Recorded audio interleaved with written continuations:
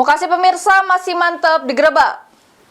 Zulkarnain bin Ahmad Amaludin, terdakwa pembunuhan korban Elsa Erista yang ditemukan tewas di keadaan leher digorok di semak-semak bawah jalan setapak di lorong sawah, Kelurahan Tigo 4 Ulu, didakwa jaksa penuntut umum pasal 60 ayat 3 jeru sidang di Pengadilan Negeri Palembang.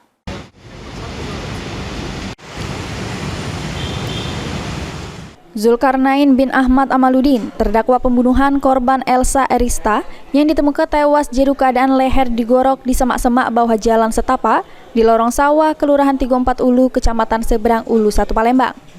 Ini jalan di sidang perdana di Pengadilan Negeri Palembang kelas 1A khusus, jeru agenda pembacaan dakwaan oleh jaksa penuntut umum.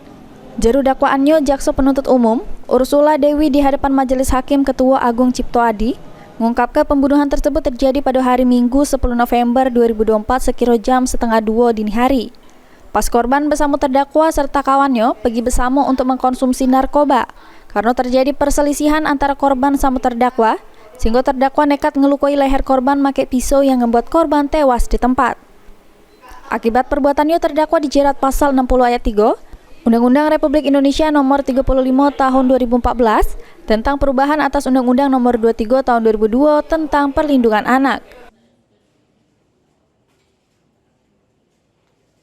Undang-Undang PP 35 Tahun 2014 tentang perubahan atas Undang-Undang Nomor 23 Tahun 2002 tentang perlindungan anak. Atau kedua, perbuatan terdakwa sebagaimana diatur dalam Undang-Undang PP 35 Tahun 2014 tentang perubahan atas Undang-Undang Nomor 23 Tahun 2002 tentang perlindungan anak.